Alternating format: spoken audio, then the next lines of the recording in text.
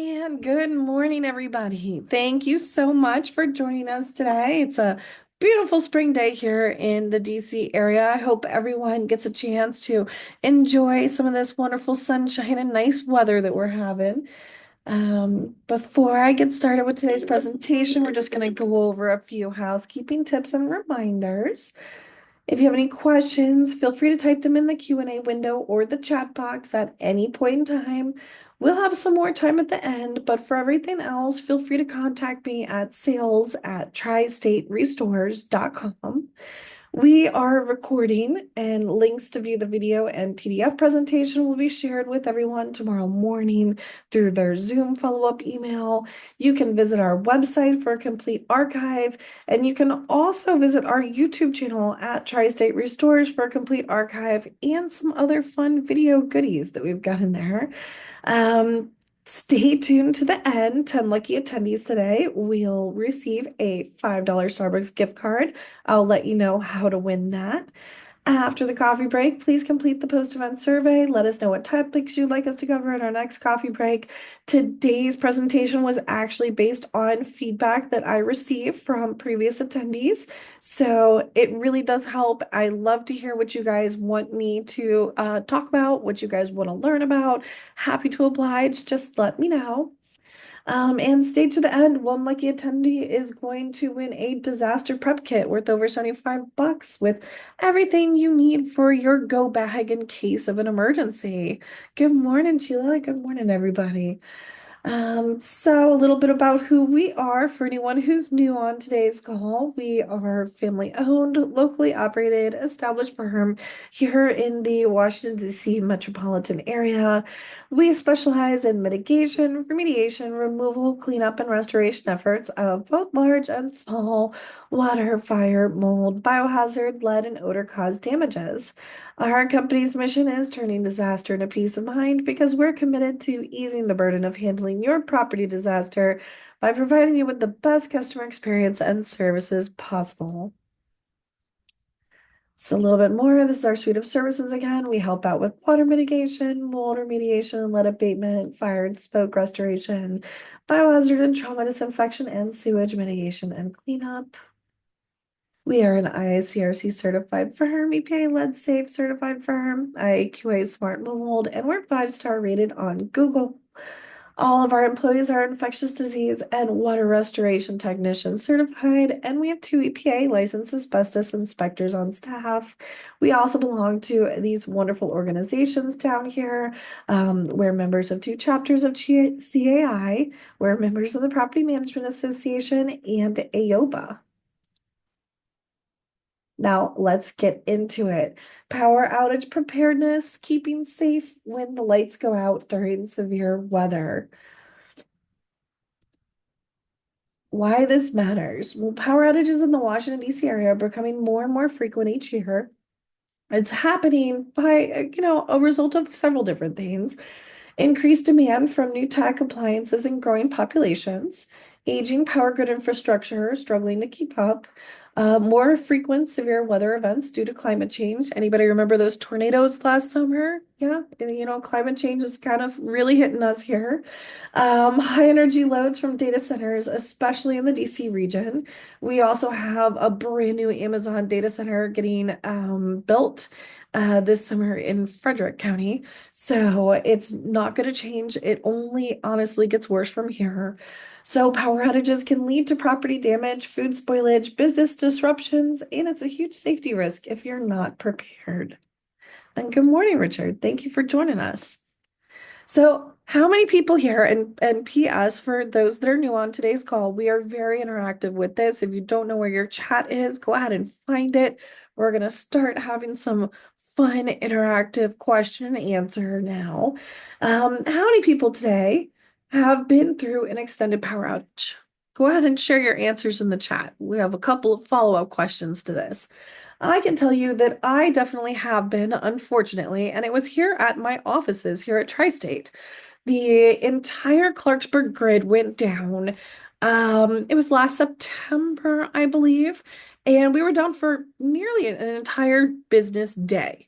We quickly learned how to operate a 24/7 emergency services company in the dark.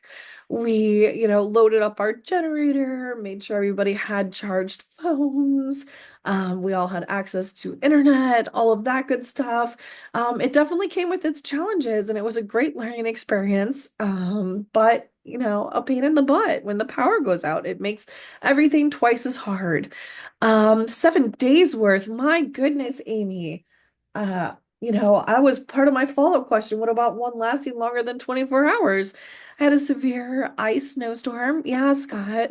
I remember her back in the mid 90s. There was that huge ice storm and it took everybody out for like a week. And I remember everybody in Atlanta, they were out of power for nearly 2 weeks. It was crazy because they'd just never seen that amount of ice. We were down for 5 days post Hurricane Irma. Okay. Have you ever heard it? Yes. So funny you say that, Scott. That's a little bit on the next slide, but yes, they just started getting power back in Portugal and Spain, and even areas of France, near the Alps were affected. That was one of the craziest power outages that I've ever heard of, affecting millions of people. Fantastic. So, what was the most challenging part of your power outage? And I'm gonna look at these people here who have had the longest outages. Amy, what was your challenge? How did you live for 7 days without power? Yeah, post hurricane. So this is a feature story of a power outage locally to us that happened just this past February. We're gonna with difficulty. I can only imagine, Amy. I would definitely want to be glamping, rather than roughing it. And 7 days, that's rough. So let's take a look here. This is local to the TC area. This is kind of Northwest DC, DuPont Circle area. And they're going to talk about the power outage that happened in February. Happening now, hundreds of customers in Northwest DC are without power for the second day in a row. Nearly 1,000 customers are in the dark tonight in DC's West End. The council member who represents the area says there was an explosion and fire underground. We can tell you Pepco is working to fix the damage and restore service to those impacted. News 4's Jessica Albert joins us live now from West End, where crews are working. Jessica, what can you tell us? Hey, Mauricio, you can actually see those crews working behind me here. There are several Pepco trucks that have been out here for hours working on the damage and the outage that is impacting so many people. This is the intersection of 21st and M Streets. It's shut down right now. And I can tell you, since we've been out here, we've seen officers actually having to help direct traffic because there are a few traffic signals that are down because of this outage. The power has been out, like you said, since early yesterday morning, initially impacting about 1,000 customers in the West End. Crews have been able to remove some of the damaged cables, we're told, underground, and they are working to replace them right now. So that's the work that you just saw. We just checked Pepco's outage map, and about 960 customers are now still without power. A lot of those customers are businesses, apartment buildings, and hotels that are without power. Many of them have been bringing in generators to try to help people who have been living in the dark since yesterday. We only have one outlet that works in the building, and it's just right in the lobby. But it's a community charger. They have the like the power strip, so a lot of people have been congregating in the lobby. The West End Library is being used as a place where people can charge their phones and get warm. That is open until 9 o'clock tonight, so people can go there to do that. We are told that even though Pepco is working around the clock to fix this issue, this outage could last another couple days. Mauricio? All right, Jessica, let's hope things get resolved soon. Thanks. So happy news for them. The power outage lasted about 48 hours. It was just a little over 2 days time. But that was a nice story for me to highlight in today's presentation because power outages can happen because of any event.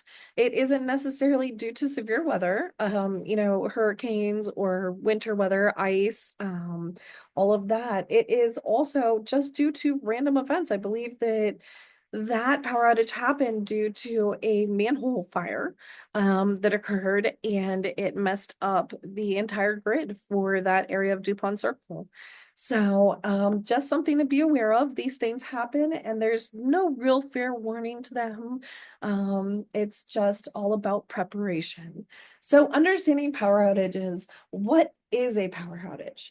It's also known as a blackout or power failure. We're going to get into blackouts. They're slightly different. It occurs when electricity is unexpectedly cut off from homes, businesses, or an entire region.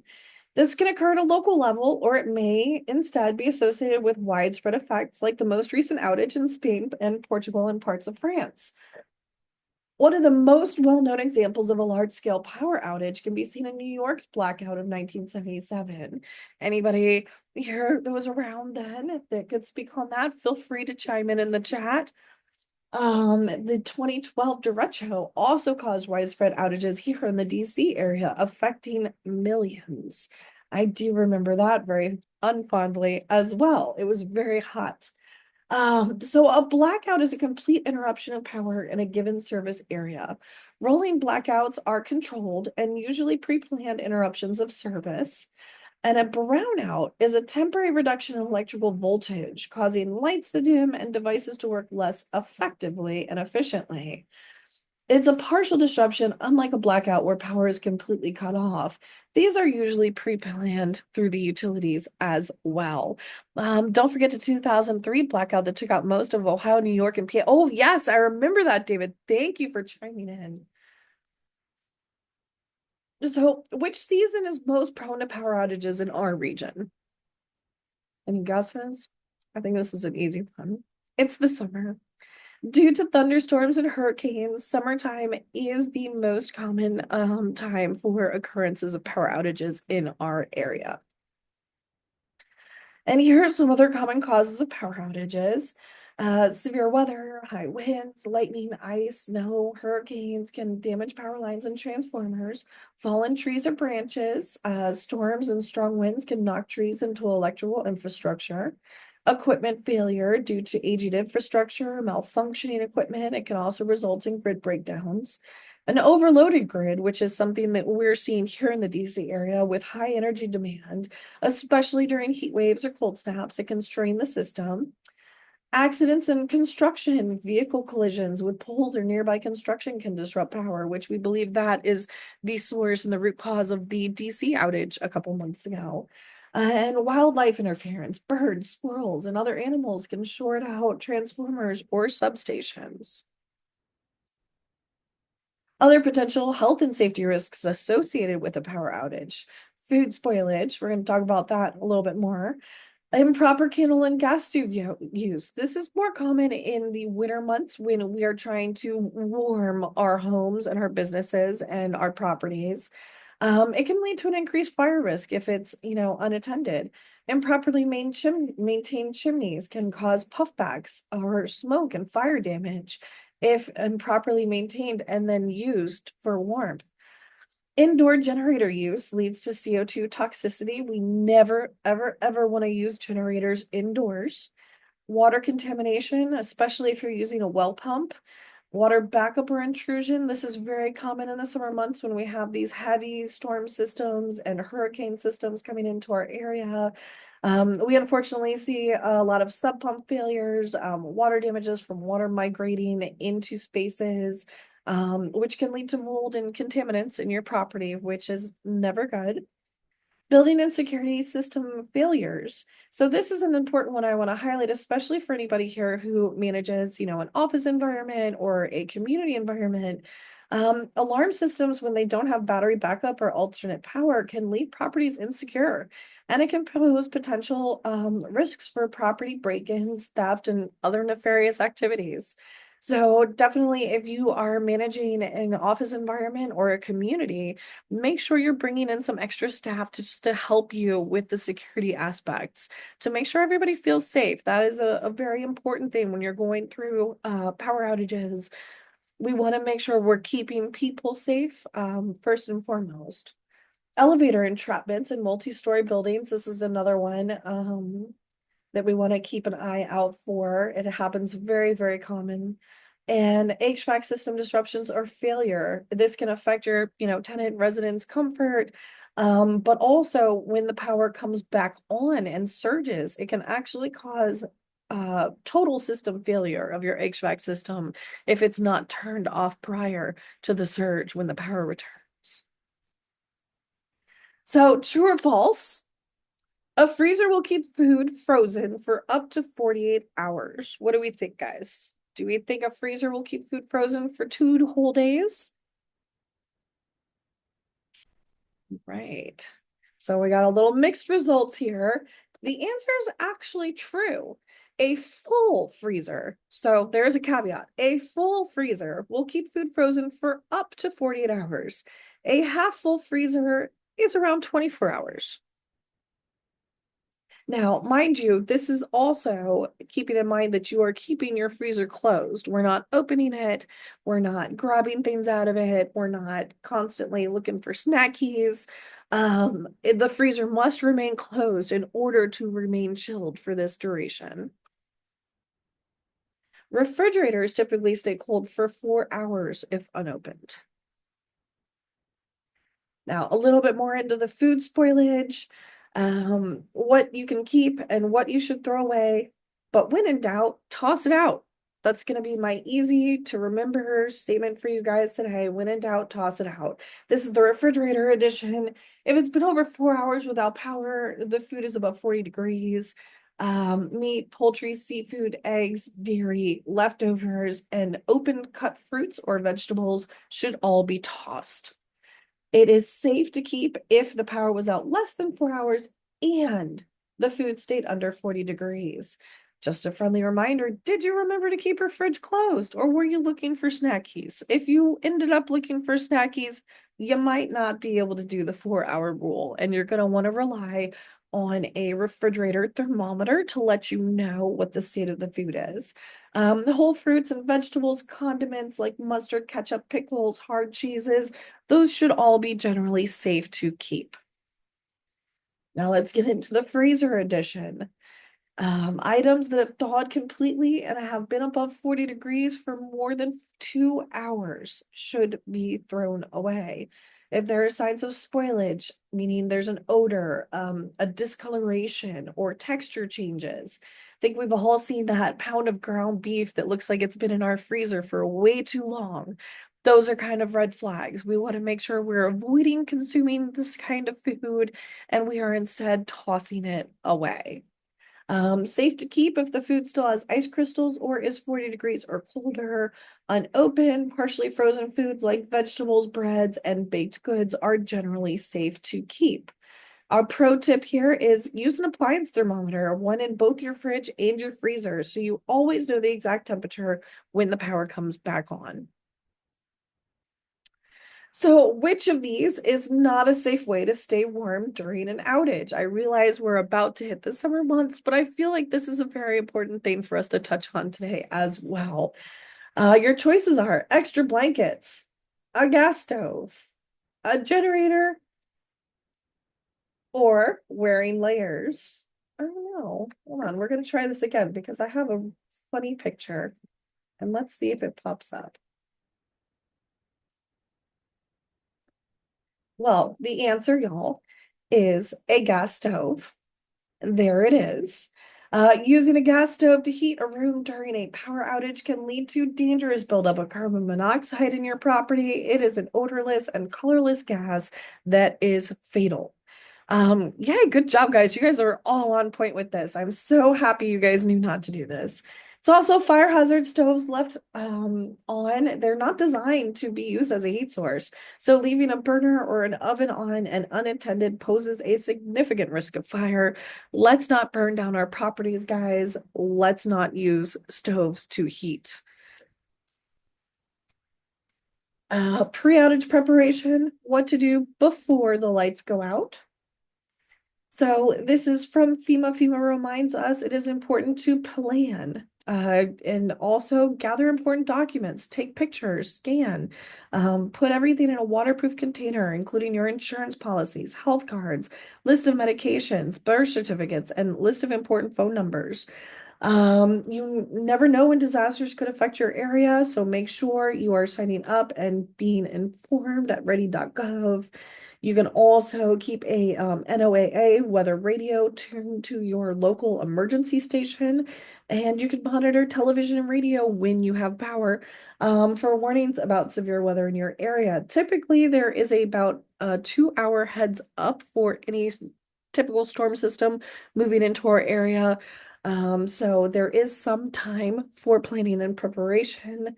We also recommend you download the FEMA app and get weather alerts from the National Weather Service for up to 5 different locations anywhere in the US.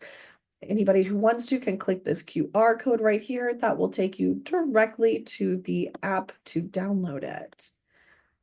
There we go. I'll keep that up just for a second in case anybody wants to try to click their screen. Now, developing an emergency plan. Be ready before disaster strikes. An emergency plan ensures you, your family, staff, or residents and tenants know what to do, where to go, and who to contact when disaster strikes, reducing confusion, damages, and risk. So number one, emergency contacts, make sure you know who your utilities are, make sure you have Tri-State's number in your phone handy. Again, we are available 24/7 to help. So while we hope disaster doesn't strike, we are here when you need us. Make sure you have local emergency service contact information, your local insurance agent, and insurance policy information. Share all of this with all household members, staff, or residents. Number two, evacuation and shelter in place procedures. Do you have a procedure? If you don't, no time is better than now to develop one. Make sure you have clear routes and backup exits assigned, and make sure that you have safe areas for weather emergencies or power loss for everyone to gather. Number three, create a communication plan. Know how you're going to contact family, residents, employees, everybody on your list. Figure out how you're going to contact them, what the best way to do that is. Do you create a mass text list for all of your residents in the building? Do you have kind of a chat group with just your employees? Whatever the case may be, just be consistent with your communication efforts so that everyone knows exactly, when, where, how, all of the good 5 Ws. Number four, resource access. Location of emergency kit, flashlights, backup power, water shut-off valves, and more. There's no better way to prevent additional disasters from happening than to have all of these resources readily available. Digital and printed copies of insurance and ID documents, we touched on that. And then number five, special needs and vulnerable individuals. These people need a different level of care during emergencies. Make sure you accommodate medical devices, pets, children, and elderly occupants to keep them in good hands. It's very important. And my pro tip here is review and practice your emergency plan twice a year, whether this is with you and your family in your home, or your office, or your community that you manage. Update your plan after any major property change. This is very important. Review your property's insurance policy annually. Know your coverages and limits when you need them most. And we're going to take a deep dive into what an emergency kit should contain.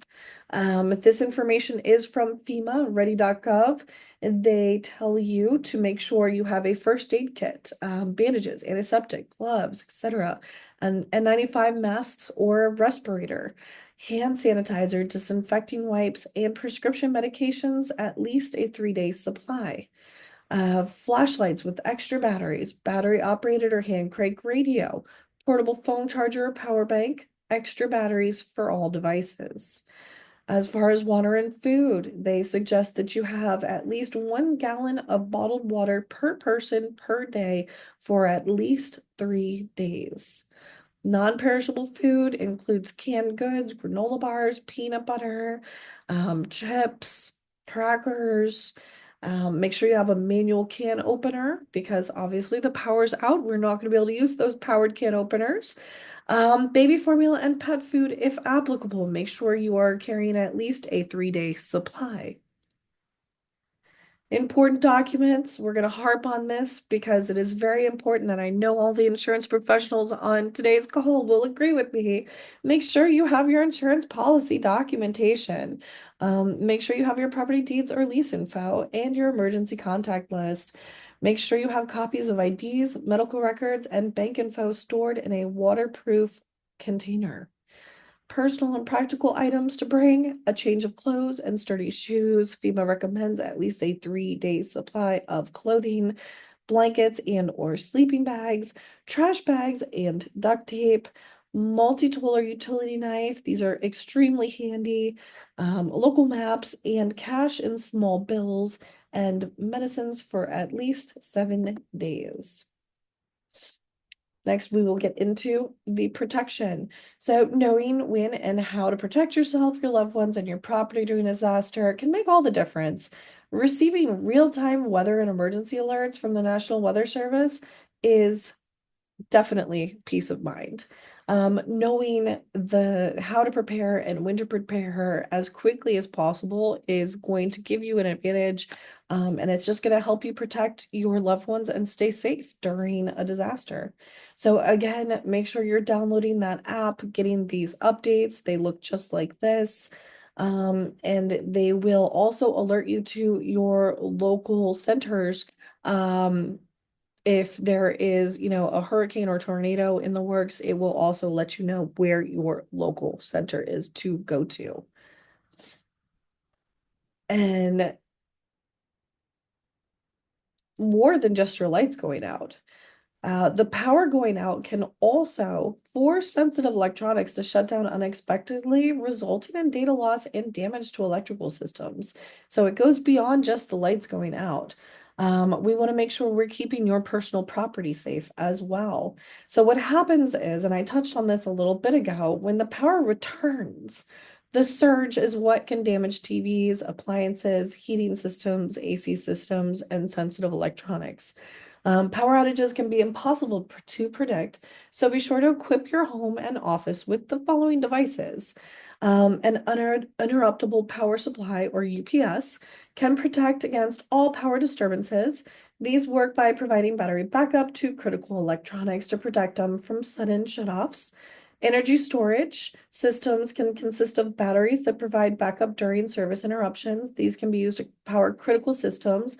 Hospitals are notorious for using these, life support patients, all of that. So energy storage systems can definitely help you out when you have something that is critical and needs to remain powered. Smart meters allow for greater communication between you and your provider. These can also help reduce energy costs year to year, but instantly provide your utilities with info on your power outage. Generators and transfer switches.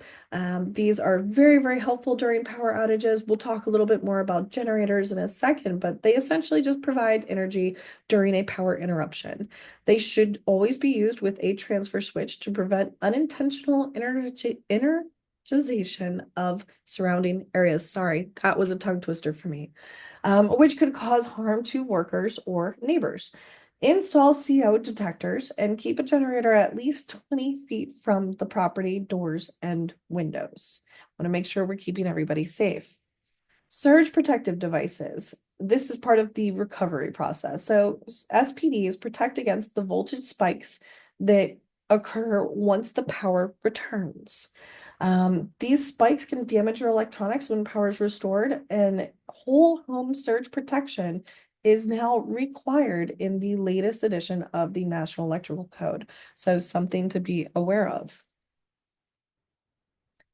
Using backup power safely. This is a fantastic infographic from ESFI. I share a lot of their information during these coffee breaks. They are the Electrical Safety Foundation International.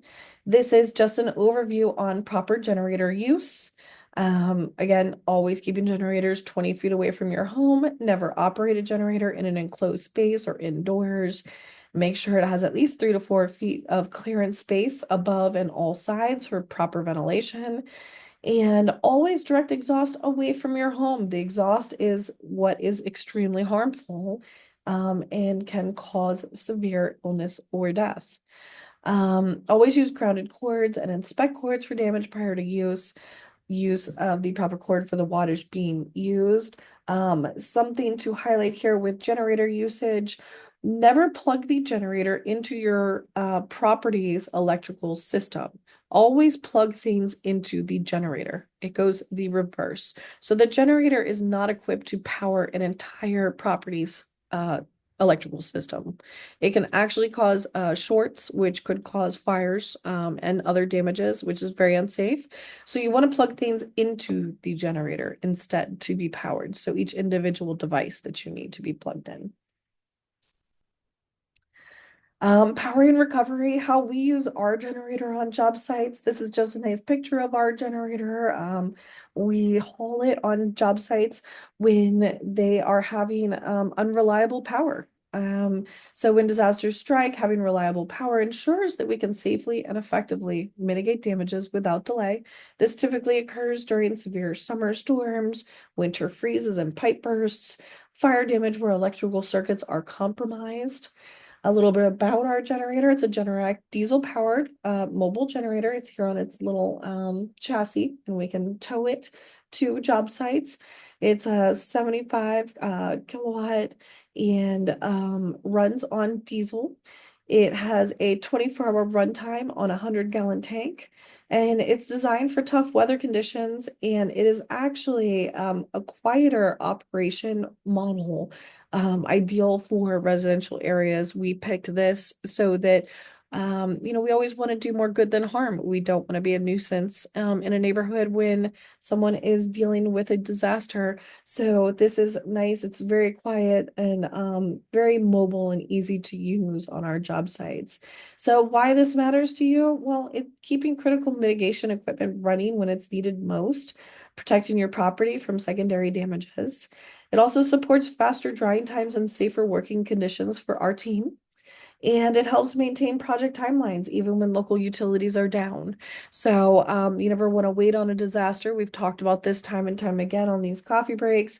Secondary damages start to set in. You are left with mold, microbial growth, structural issues, all kinds of things that can be avoided by properly drying out your property in the beginning.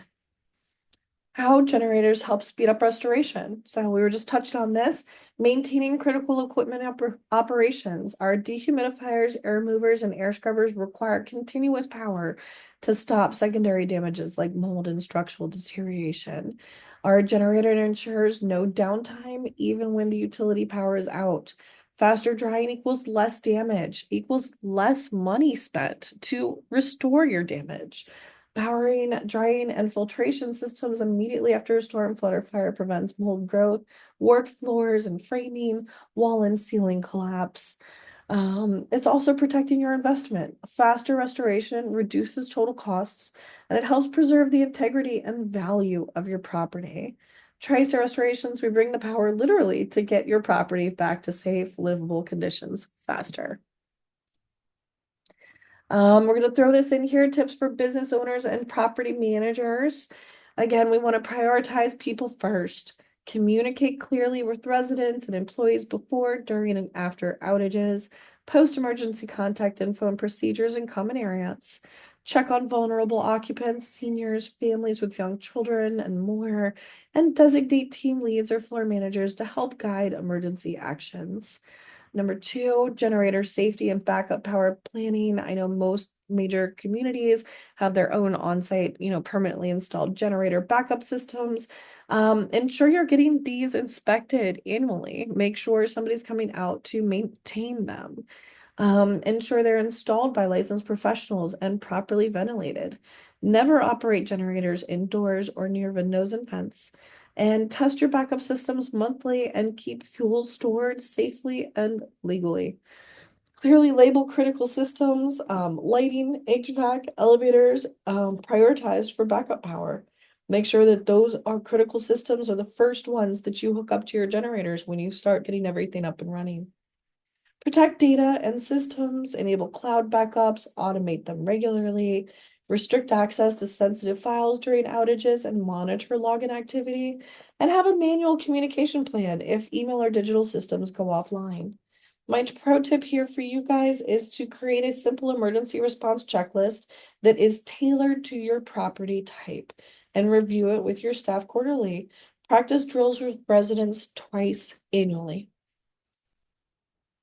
So here's another fun interactive scenario time. All right. You have 2 hours before the storm of the century hits. You just received an alert from FEMA because you downloaded the app that a major storm is coming and a power outage is expected. You have 2 hours to prepare. What are the first 5 things that you do? Please share in the chat. We'll go over the top 5 recommended things, but I'm very curious to see what everyone thinks. Unplug every electronic, pull perishables out of the fridge and into the cooler and set up the generator. Awesome, Amy. And you are speaking like a true pro, and I know you've been through this, so those are words of wisdom right there. Anybody else have any ideas? Fuel my generator. Yep. Get water, 1 gallon per person per day. Scott, you are paying attention. Flashlights, batteries, water, blankets, unplug electronics, and fuel. Prepare generator, get gas, and get water. Awesome. You guys are all spot on. Okay. So, top 5 things to do in under 2 hours. Charge all devices and power banks, ensuring your phones, flashlights, laptops, and portable chargers are at 100%.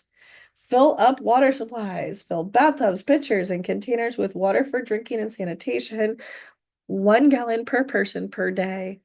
Secure food and cold storage. Set your fridge or freezer to the coldest setting. Avoid opening them once the power goes out. Or you can be like Amy and move these into a cooler that you have put some ice into, and you can maintain that separately from the fridge system.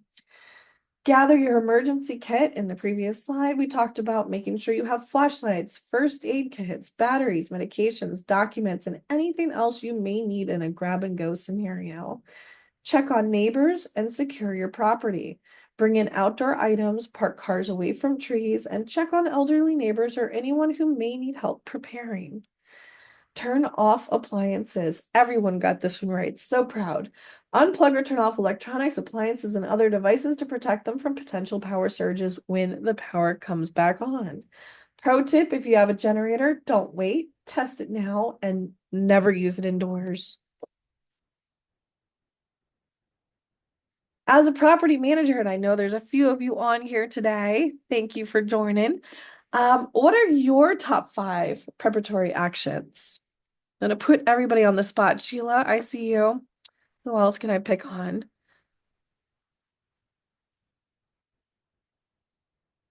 No, I wonder if Kelly. Awesome. All right, so I won't pick on you too much. I tweaked this slightly for property managers and business owners because we are not only taking care of ourselves and our families, we are taking care of the community that we support and provide for, right? Warn the community and provide them with a list of suggestions. Fantastic feedback, Amy. Yes. So with property management, our biggest recommendation is communication. Making sure that you know where to go, who to see, who to call. All of those things are extremely important for residents living in a multifamily community. Ensuring you have an updated contact list for all of your residents and tenants. I can't tell you how many times we've responded to a major disaster at a multifamily property, and we're door knocking and we have no idea who lives in the property because the property manager did not maintain their records of who physically lives in the unit. Obviously, there's a lot of onion layers in the DC area, a lot of subleases, that sort of thing. It is so important when a disaster happens, especially a fire or a major flood. We need to know who lives in those units or else we can't help them. Testing backup power systems. We talked about that with the generator systems, making sure they're functional, making sure you have an annual inspection completed by a licensed contractor. securing outdoor furniture and equipment, and coordinating with local utility companies for priority restoration of your electrical services and your property. My pro tip for property managers is to prepare non-perishable food and water supplies for common areas.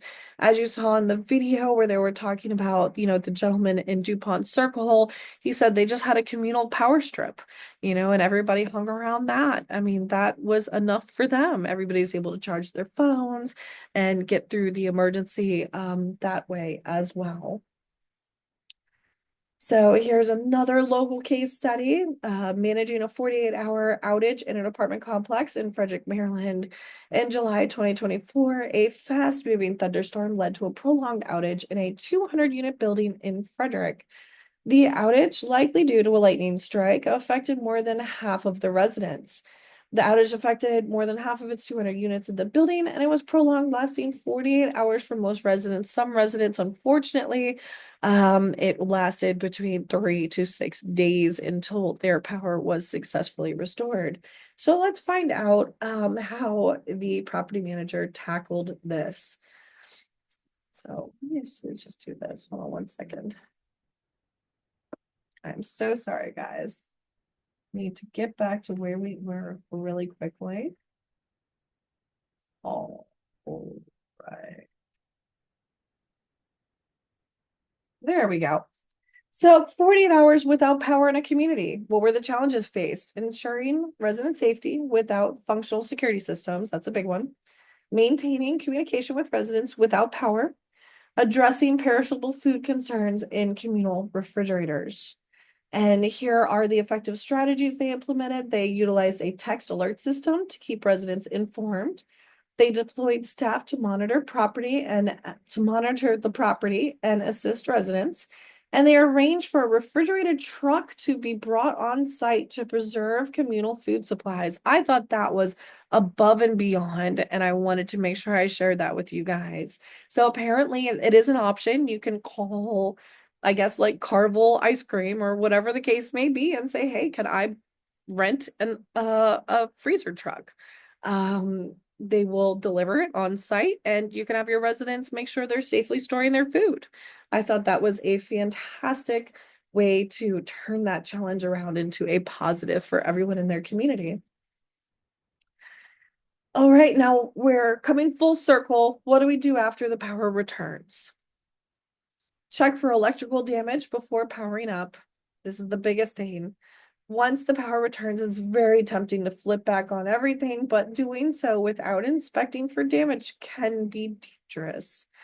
We want to check for signs of damage before turning anything on. Red flags include burn marks or charring around outlets or switches, strange smells, especially burnt or hot plastic odor. Some people say it smells like fish or seafood. Water damage near electrical panels, cords, or appliances. If any electronic device is sitting in water, standing water, please don't turn it on. It's just not a good idea. Flickering lights or trip breakers. So those are all red flags. If any of these are occurring in your property, before you touch anything on your power supply, I would call a local licensed electrician. Inspected appliances and electronics. You've already unplugged your appliances if you followed the rules we had for prepping. But if not, unplug and inspect the devices before plugging them back in. If you had a power surge or lightning strikes nearby, use caution with sensitive electronics.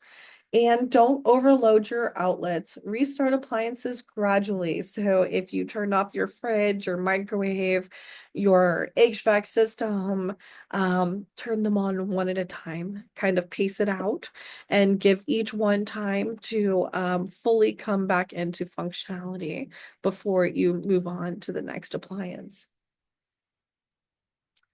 Report power outages and down lines. I've shared just a couple of our local utility resources here, Pepco, Dominion Energy, and BG&E. There are also helpful emergency apps. We talked about the FEMA app. American Red Cross also has an emergency app with real-time alerts and safety tips, and Alert DC if you are in the district. You can download that on their website. Local non-emergency numbers, DC Homeland Security and Emergency Management Agency, Maryland Emergency Management Agency, and Virginia Department of Emergency Management are all listed here. My pro tip for you guys today is save these contacts in your phone before a storm hits and download the relevant Power apps to track outages in real time. This is going to be super, super helpful to make sure you are prepared. After a power outage, which food items should you throw away? What are our choices?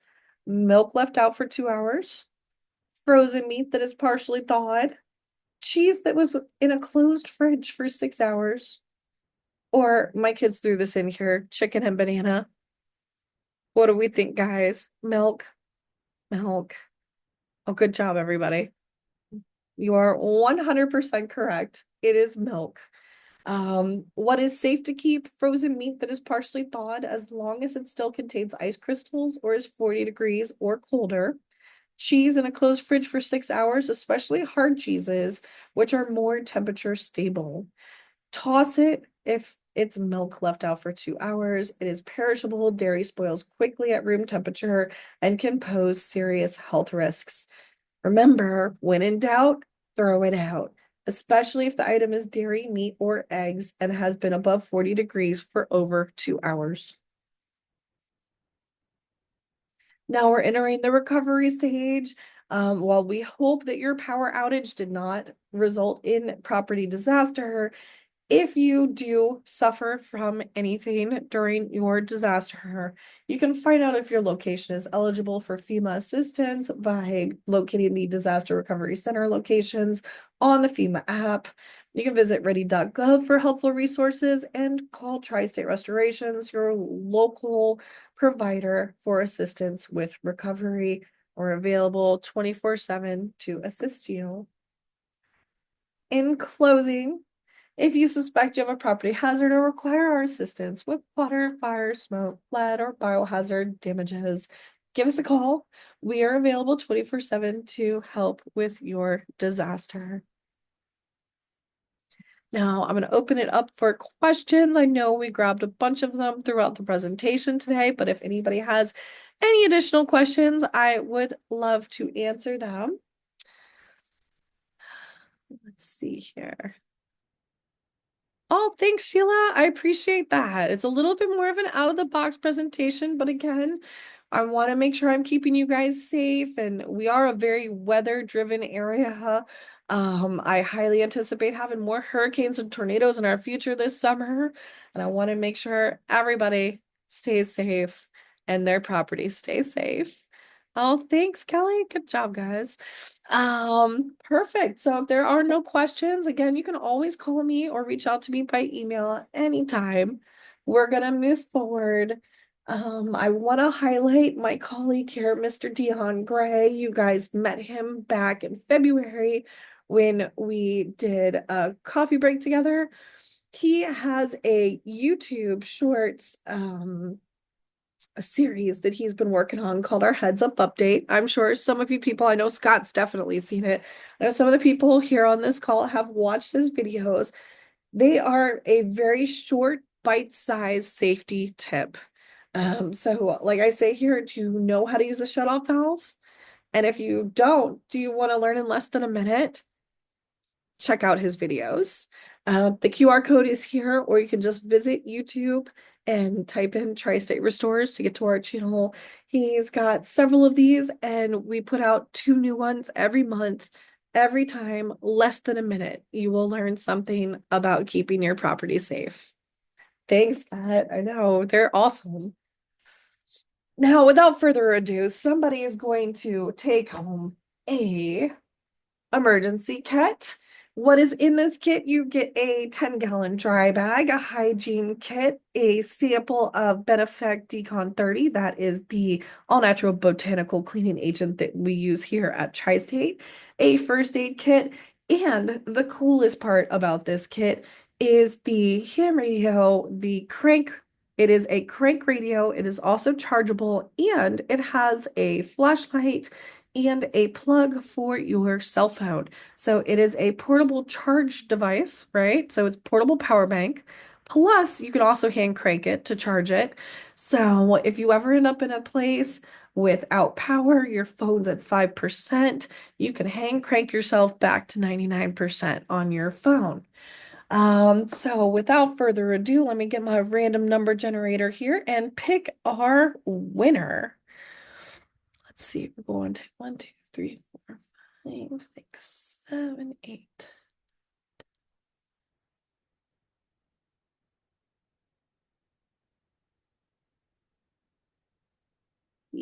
Here. Okay, I'm going to 10. All right, so we have Mr. Frank Gittleson. I'm so sorry if I butchered your last name. I tried my best. Frank, you are today's lucky winner number 10. Congratulations, sir. What I'm going to do with you, because this is a physical gift, I cannot digitally send it to you. I'm going to send you an email after we get off the call today, and we will talk about how we're going to get this delivered to you. But congratulations, sir. Super stoked. This is going to be your next step to recovery during a power outage or severe storm, and I hope you utilize this to help keep you and your property safe. Congratulations. Now, for the fun part, tell me one thing you learned about power outage preparedness. Oh, you guys were so ready for this. This is why everybody's being so quiet on chat. You were waiting for your Starbucks gift card. When to toss foods. Never thought of elevator entrapment. Yeah, Ruth, it's crazy. And you know, it happens way more often than we think it does, unfortunately. Frozen food can last up to 48 hours during a power outage. Just don't open it up. Correct. Generators should always be 20 feet away from the property. Correct. Appliance thermometer and freezer and fridge. Yes, Amy, that's amazing. And I took that tip home and I made sure that I had one in my fridge when I made this presentation. Never use power indoors, you're right? A full freezer, fantastic. Learn the emergency plan should be in place ahead of time to save the mad dash, scrambling in a true emergency. Correct, Jim. Check for electrical damage after power returns. Do not overload appliances. Fantastic. I'm so happy you guys paid attention and that you learned something out of today's presentation. That's always my goal. Want to make sure everybody's able to take away at least one thing to take home and utilize in their day-to-day lives. Thank you all so very much. Again, don't forget to take the post-event survey. I want to know what you guys want to hear about next month. Here's how to contact us. We will see you all May 28th. Thank you guys so much. So fun seeing you all. Have a great rest of your day. Enjoy some of the sunshine. We will see you May 28th. Thank you guys. Have a great day.